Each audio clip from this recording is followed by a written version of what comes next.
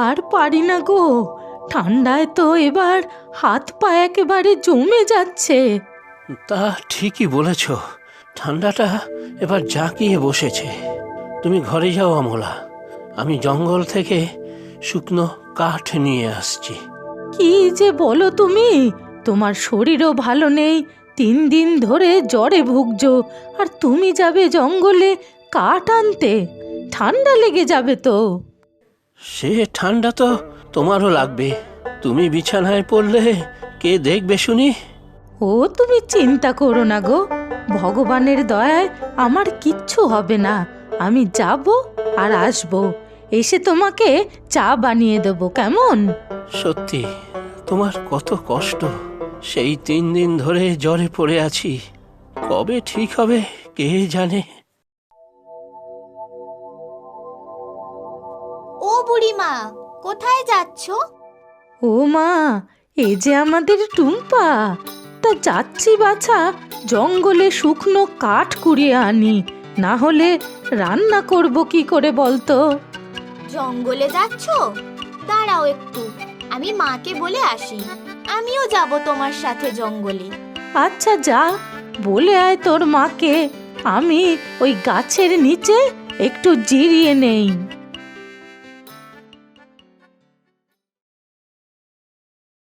চলো, মাকে বলে এসেছি, একটা ঝুড়িও নিয়ে এসেছি, যদি কিছু পাই। তা ভালো, এবারে চল তাড়াতাড়ি, দেরি হয়ে যাচ্ছে। দাদু কেমন আছে গো? মা জিজ্ঞাসা করতে বলেছে। আগের থেকে একটু ভালো। তুমি তো আমার মায়ের মাসি হও, তাই না বুড়িমা? হ্যাঁ রে, অনেক দিন দেখা সাক্ষাৎ নেই তোর মায়ের সাথে, বলিস না একদিন বাড়িতে আসতে? আচ্ছা, বলবো।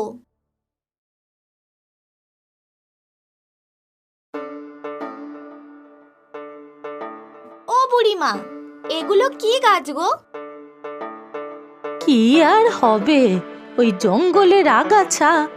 না না, দেখোই না, একটু অন্যরকম লাগছে তো। কোথায় দেখি? এই দেখো। ও মা, ও তো ওল কচু গাছ, ওলগুলো বেশ বড় হয়েছে মনে হচ্ছে। দেখছি আমি। ও বাবা, এত বড় ওল! আমি ঝুড়িতে করে নিয়ে নিচ্ছি, তোমার বাড়িতে পৌঁছে দিয়ে আসবো। না রে বাছা, এত বড় ওল নিয়ে আমি কি করব? একজন তো আমার প্রায় শয্যাশায়ী। তুই একটা কাজ কর, এটা বাড়ি নিয়ে যা, বুঝলি? চল তাড়াতাড়ি বাড়ি যাই। হ্যাঁ, চলো তাহলে। এসেছো? এত দেরি হলো, আমার তো খুব চিন্তা হচ্ছিল।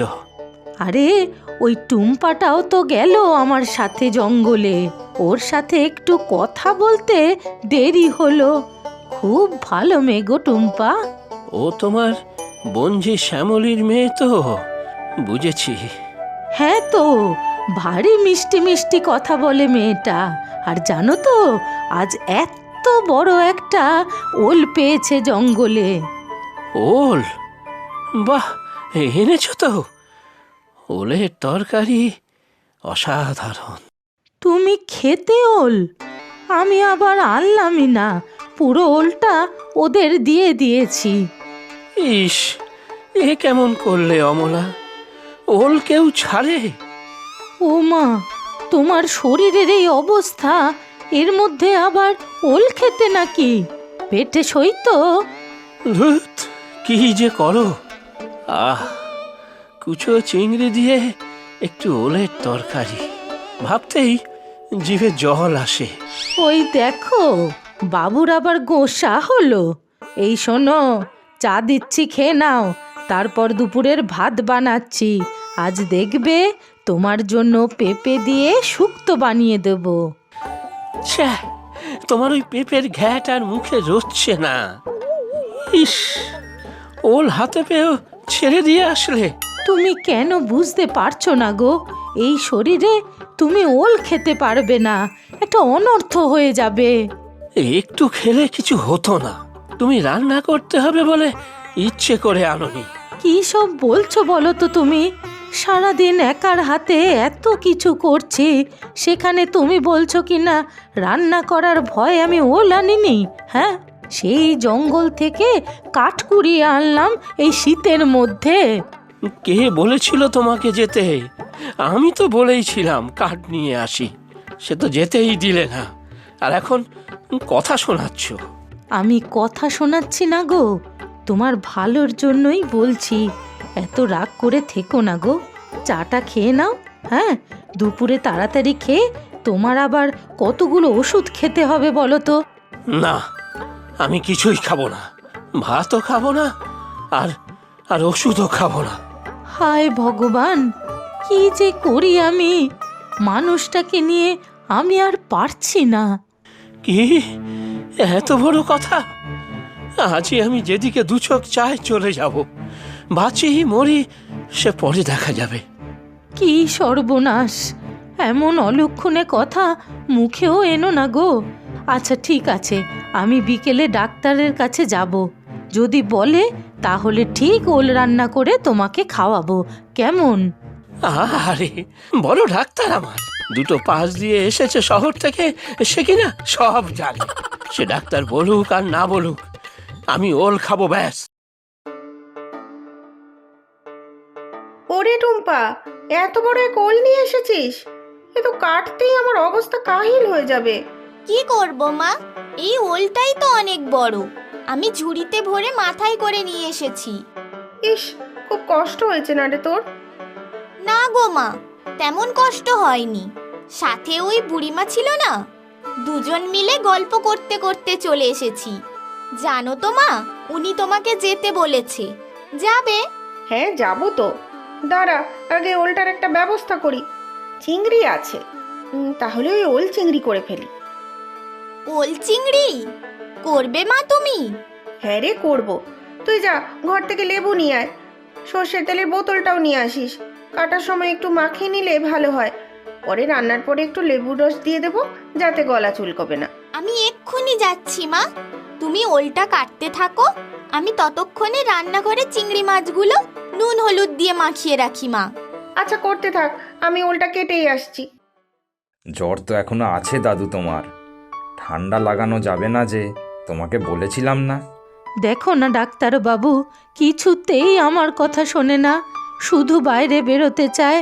আজকে তো একদম বাচ্চার মতো করছে, কিছুতেই ওষুধ খায়নি আজকে, জানো? না না, এ তো ঠিক কথা নয়, ওষুধ না খেলে যে তোমার জ্বর কমবে না। চুলোয় যাক আমার জ্বর, আর চুলোয় যাক সব ওষুধ। ওল চিংড়ি না খেলে আমি কিচ্ছু খাবো না, খাবারও না।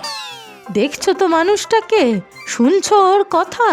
ছেলে মানুষের এক শেষ, আমার হয়েছে যত জ্বালা। তুমি আবার কি বলছো? তুমিই তো যত নষ্টের গোড়া। পুরো ওলটা টুম্পাকে দিয়ে দিল, আমার কথা একটুও মনে পড়লো না। এতদিন ঘর করছো সে কি মিছি মিছি? অত বড় ওল নিয়ে আমি কি করতাম শুনি? হ্যাঁ, তার উপর তোমার 3 দিন ধরে জ্বর, তোমাকে ওল রান্না করে দিতাম? হ্যাঁ, ঘরে হিং দিয়ে পেঁপে আলুর তরকারি করেছি, খেয়ে দেখো না গো, খুব ভালো লাগবে। শুনলে ডাক্তার, শুনলে ওর কথা? কোথায় ওল চিংড়ি আর কোথায় পেঁপে আলুর তরকারি? দাদু তুমি এত চড়ছো কেন? ঠাকুমা হয়তো তোমার শরীরের কথা ভেবেই হালকা রান্না করেছে, দুদিন পরেই না হয় এসব খেও। থামো তুমি বাছা, হালকা খাবার রান্না করেছে। ওসব পেঁপে লাউ রোগীরা খায়, আমি রোগী নাকি? হ্যাঁ, বললাম তো আমার ওল চিংড়ি চাই চাই।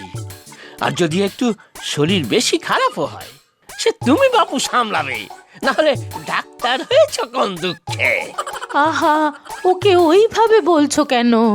ঠিক আছে ঠাকুমা, দাদুর তো আর আগের মতো জ্বর নেই, দাদু আগের থেকে অনেকটাই ভালো আছে। দাদু এখন মোটামুটি সব কিছু খেতে পারবে, কোনো অসুবিধা নেই। মন ভালো থাকলে শরীরও ভালো থাকবে। কি ঠিক বলছি না দাদু? এই তো আমার মনের মতো কথা বলেছ ডাক্তার। সব সময় ওষুধ দিলে হবে? ভালো মন্দ পথ্যেরও তো উপদেশ দিতে হয়, বুঝলে? তবেই না রোগীরা চাঙ্গা হবে। যাক বাবা, তাহলে সব সমস্যার সমাধান হলো। খাবার খেয়ে ওষুধটা এবার খেয়ে নাও। উম, আগে ওল চিংড়ি, তারপর ওষুধ। চিংড়ি মাছ ভাজার কি সুন্দর গন্ধ বেরিয়েছে মা। সব ভাজা চিংড়ি ওলের মধ্যে দিয়ে দেবে মা? সব দেব না, কয়েকটা রেখে দেব, ভাতের সাথে খাবি। উফ, দুপুরের খাওয়াটা আজকে জমে যাবে। আর শোন, আমি একটু বেশি করে ওল চিংড়ি রান্না করছি, বুড়িমার জন্য নিয়ে যাবি, বুঝলি? বুড়িমার জন্যও বানিয়েছো মা? খুব ভালো করেছো তুমি। দাদুর শরীরটা ভালো নেই তো। হ্যাঁ, এই জন্যই বানিয়ে দিলাম, জ্বরের মুখে ভালো লাগবে দাদুর। আচ্ছা, তুমি তাহলে টিফিন বাটিতে দিয়ে রেখো, আমি নিয়ে যাব। মা, একদিন পিঠে বানাবে? ও বাবা, হঠাৎ করে তোর আবার পিঠের কথা মনে পড়লো কিভাবে? বাবাকে বলেছি তো গুড়, নারকেল, ময়দা সব আনতে, করব। তখনও বেশি করে করো কিন্তু। দাদু আর বুড়িমার জন্য নিয়ে যাব। বুড়িমার বয়স হয়েছে না, রান্না করতে কষ্ট হয়। আর দাদুও মাঝে মধ্যে খুব বায়না করে।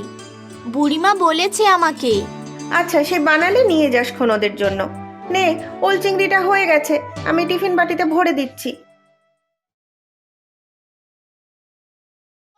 হ্যাঁ গো, বয়সের সাথে সাথে তোমার মাথাটাও গেছে নাকি? তোমাকে বলেছি না কতবার আমি এসব লাউ পেঁপে খাবো না, তুমি তাও থালা নিয়ে দাঁড়িয়ে আছো। আরে না খেলে ওষুধটা পেটে পড়বে কি করে? বলছি তো আমি, কাল আমি বাজার থেকে ওল নিয়ে আসবো। না না না না, আমার আজই ওল চাই, এক্ষুনি। তোমাদের দুজনের ঝগড়া কত দূর থেকে শোনা যাচ্ছে জানো বুড়িমা? তা কি নিয়ে ঝগড়া হচ্ছে শুনি? আরে দেখ না, তোর দাদু কিছুতেই খাওয়া দাওয়া করছে না।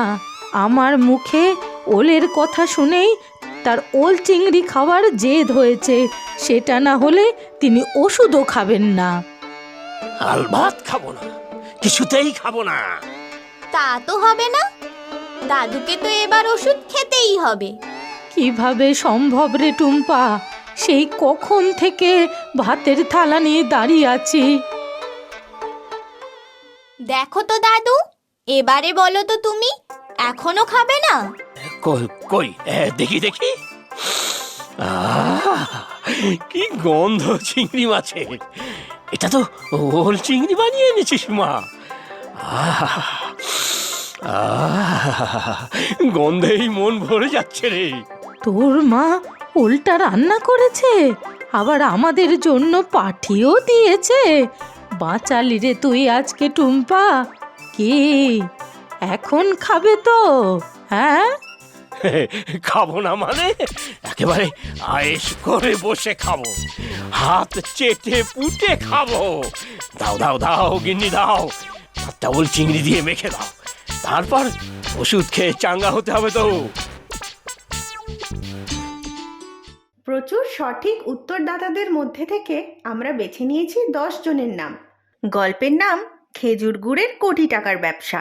নামগুলি হলো কল্পনা পাল, মঙ্গলবাড়ি, মালদা, পশ্চিমবঙ্গ থেকে; সাকিনা রাহা, নরসিংদী, বাংলাদেশ থেকে; শিবশঙ্কর, রাজাডালি, পশ্চিমবঙ্গ থেকে; সাথী আক্তার, ঢাকা, বাংলাদেশ থেকে; অনিমেষ চ্যাটার্জি, দক্ষিণ 24 পরগনা, পশ্চিমবঙ্গ থেকে; রানা, যশোর, বাংলাদেশ থেকে; অর্পণ ঘোষ চৌধুরী, বনগাঁ, পশ্চিমবঙ্গ থেকে; ঈশান সরকার, ত্রিপুরা থেকে; হামিদা কবির, নোয়াখালী, বাংলাদেশ থেকে; রূপা সাহা, বালুরঘাট, দক্ষিণ দিনাজপুর, পশ্চিমবঙ্গ থেকে।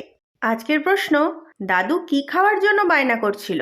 তোমরা প্রশ্নের উত্তরের সাথে নিজের নাম আর কোথায় থাকো সেটাও লিখে জানাবে কিন্তু।